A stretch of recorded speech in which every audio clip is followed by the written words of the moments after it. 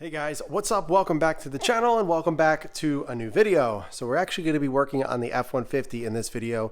We're actually going to be installing a new head unit. Now you guys have seen me actually install quite a few different options and different head units on the F150 over the years, and we're going to try something new. Now originally this is a 2015 F150 XLT. It originally came with the Sync 2 system. If you guys know, the Sync 2 is just so outdated, terrible, absolutely hated it when I first got the truck 3 years ago.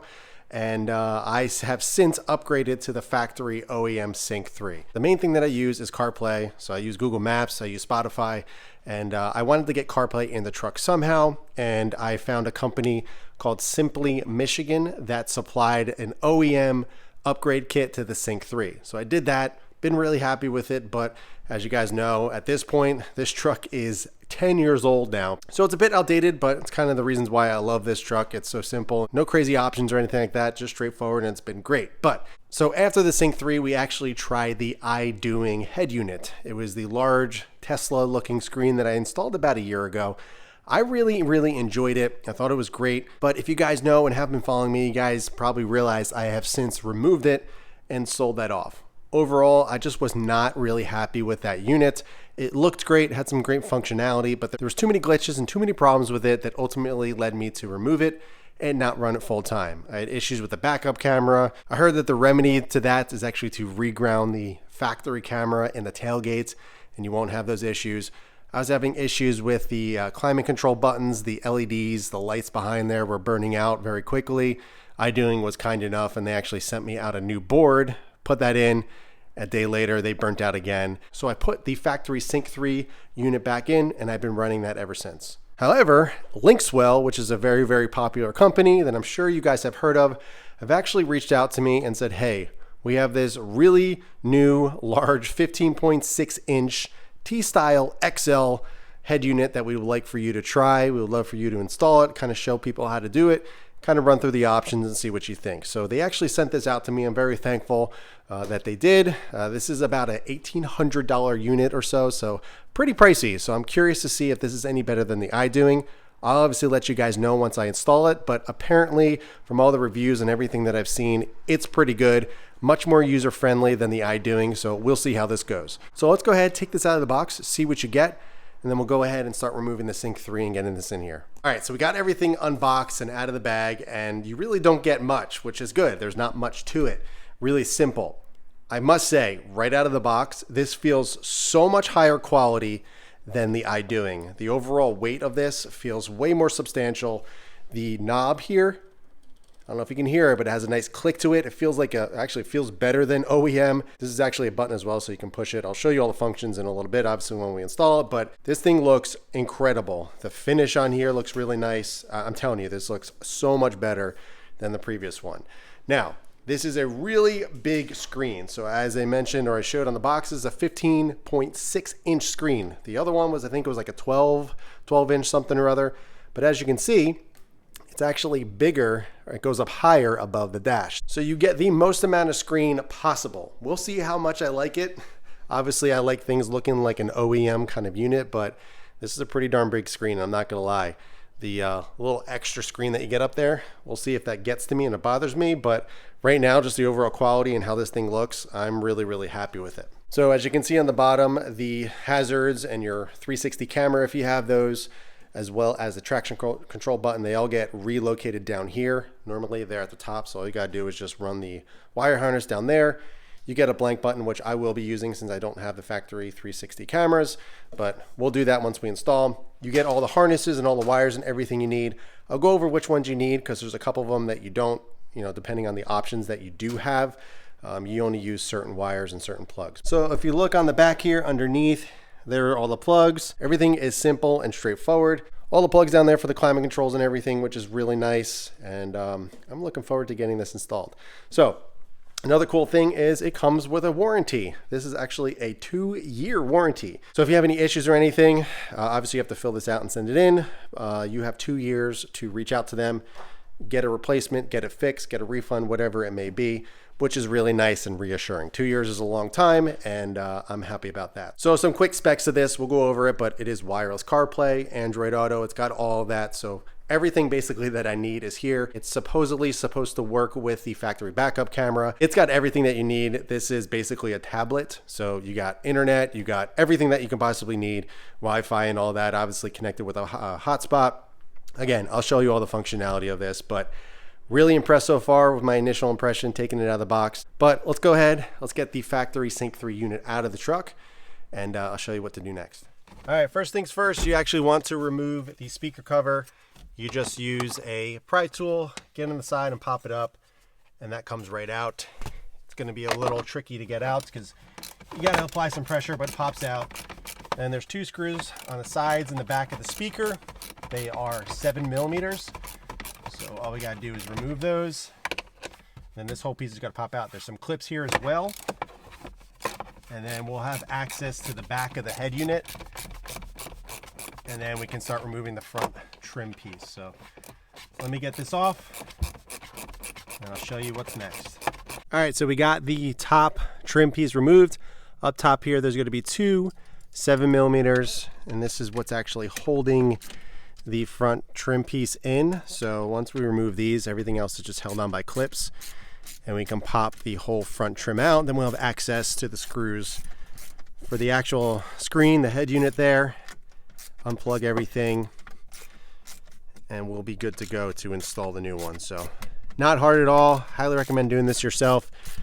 Looks intimidating, but I promise you, if you follow my video, you'll be able to install this yourself and save a boatload of money.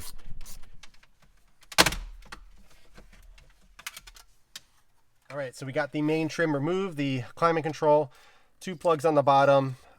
This pin is actually on the inside. You just push that in like that, pops out. The larger pin right here, I believe is 54 pin.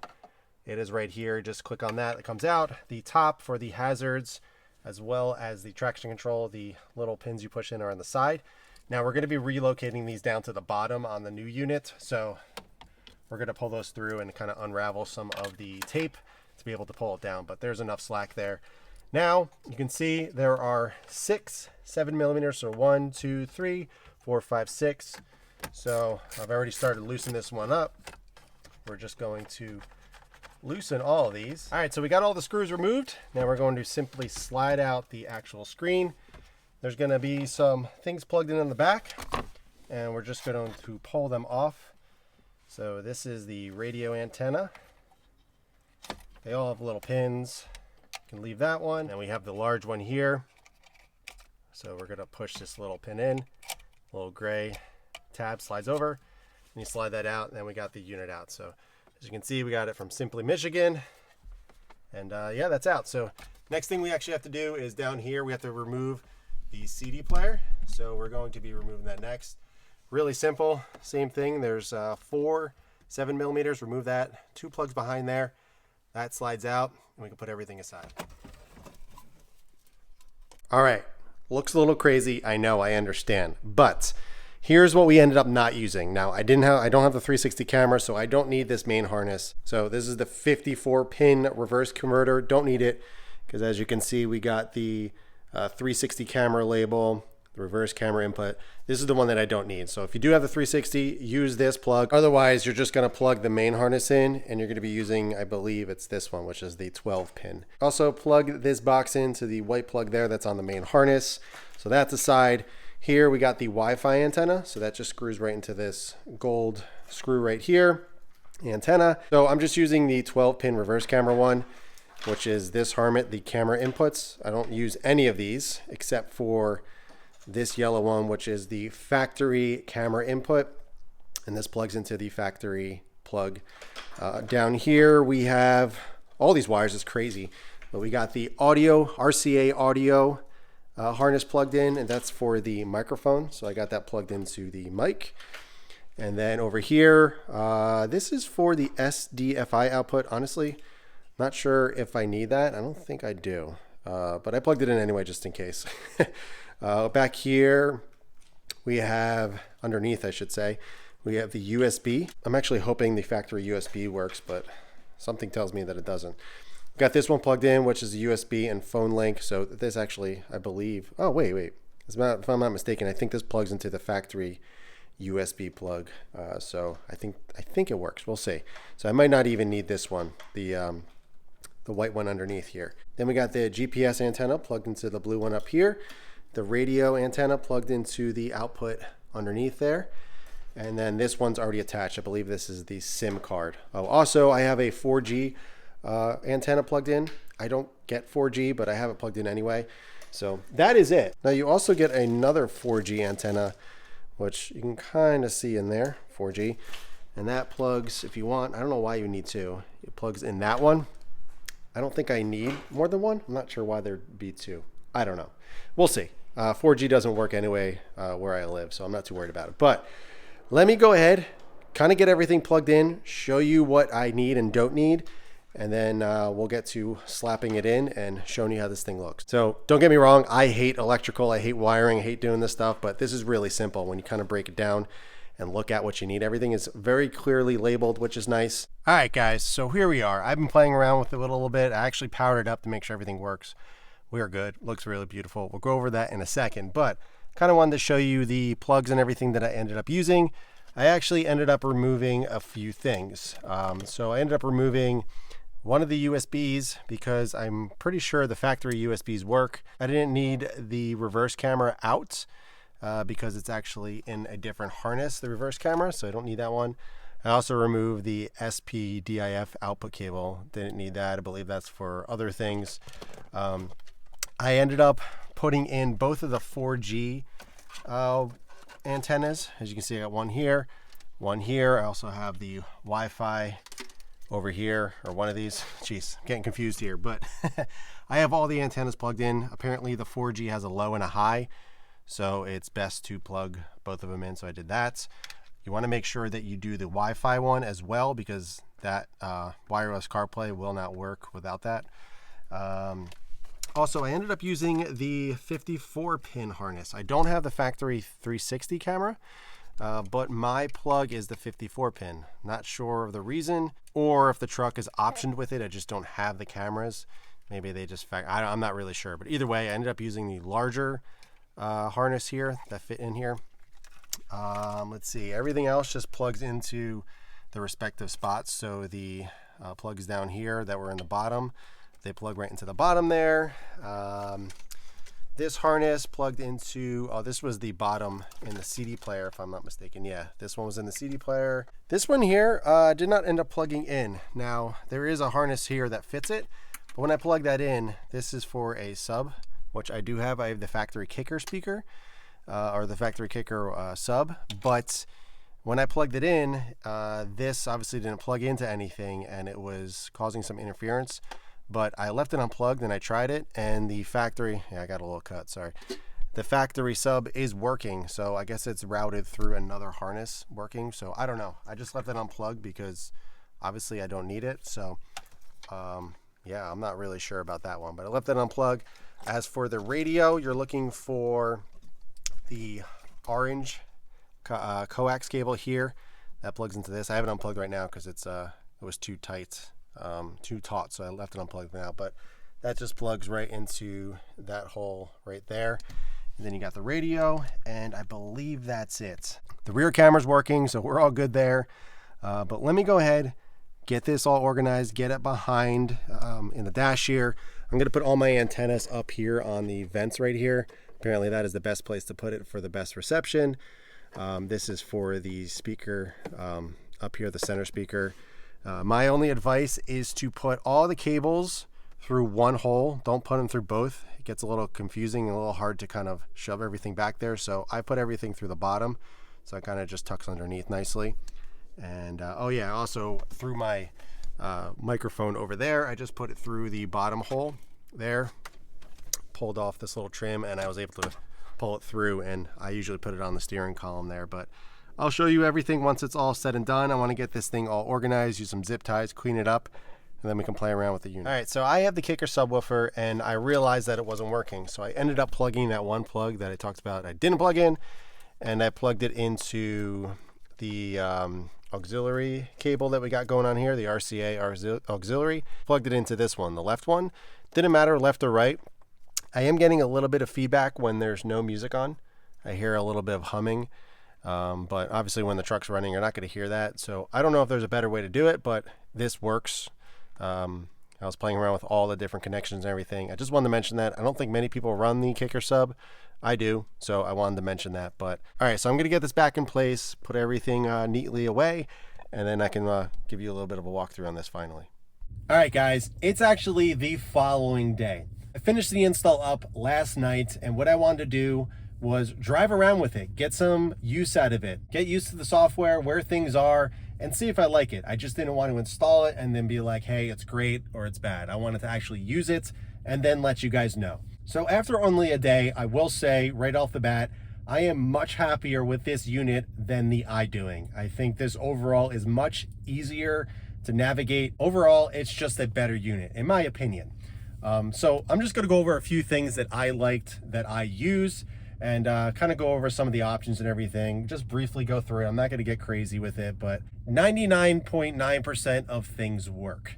The only things that don't work, that actually were mentioned in their video, were the OEM USBs down here. Supposedly they still work with a USB drive or something like that, but to actually charge your phone or anything like that, they don't work. Not a big deal for me since I don't use those USBs. They don't even light up anymore. Not a big deal, but if you use those, that is something to take into consideration.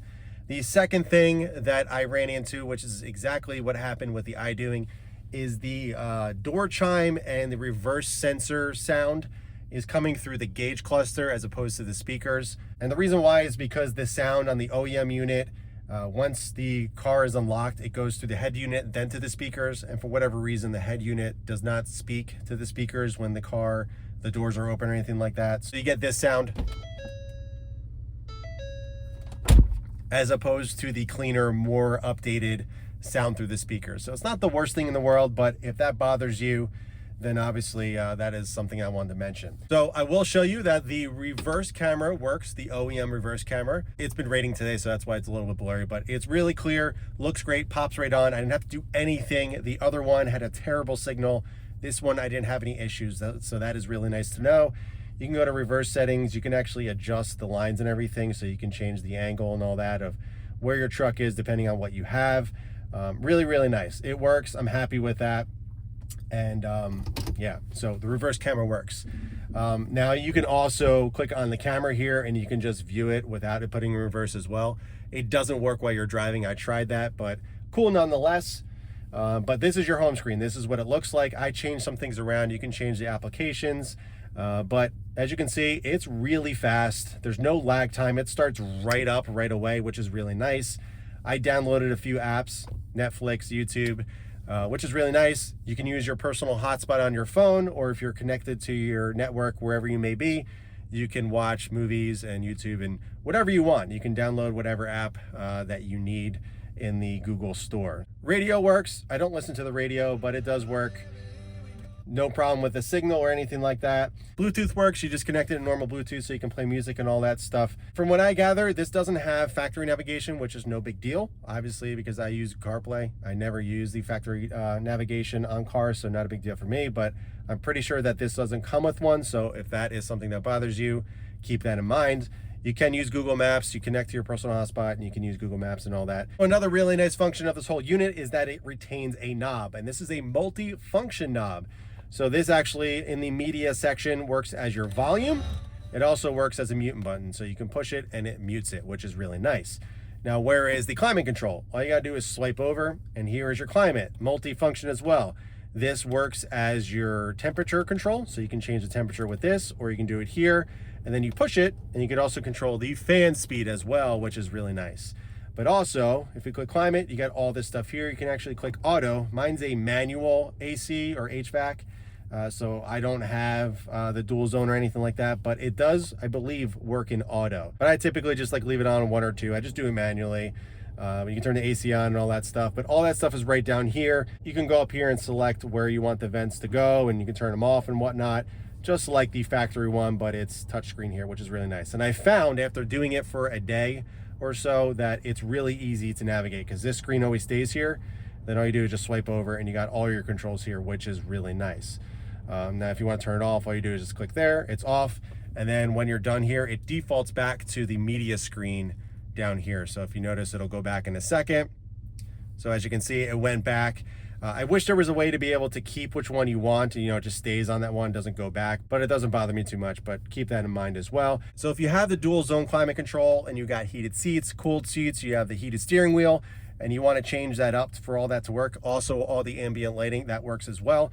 Where you need to go is go to settings, then you go over to system, and then you click setting guide, and here you click on car model AC. So if you select F150 high, with touch 360, you select those, then it reboots, and then everything works. And I'm not going to change anything because that's what I have, F150 low, and I chose, and I have other, since that is, I don't have anything fancy. But you can actually swipe up and then go to car settings, and then here you can do all your settings for your treble and all that stuff, but also atmosphere lighting, so you can change up to different colors. I don't have it. And then seats, here you have the massage seats. You can adjust different areas and everything, driver, passenger. So really, really cool. Obviously, I can't see the heated seats or cooled seats since I don't have it selected, but that shows up as well. But all that stuff is there for anybody curious, because I know some people, or a lot of people, have those options as well. For CarPlay, really awesome. Connects wirelessly, which is really, really nice. All you do is select car audio and it pops up. This is CarPlay. We got Spotify. Everything pops up just like it should. Looks great. It uses the entire screen, which is really, really nice. So if I'm listening to Joyner Lucas here, I got a full screen here. It's also got the half screen, which looks really nice as well with the map and everything, but obviously I'm not going to show that for privacy reasons, but really, really nice. It looks good. And I am really, really happy with everything. All right, so just to kind of show you how things work, I'm connected to my home internet. Let's click on Netflix. Hit retry, and now everything's connected. So we got Formula One, Drive to Survive. So when you are parked or something, or the kids are in the back, whatever, you can have a show on or something like that, which is really cool. Same thing with YouTube. We can go on over here, and here is my YouTube. We got all my subscriptions and all that. We got Matt Mormon up here, which is really cool. Can watch this, on my lunch break or something like that. Really, really cool.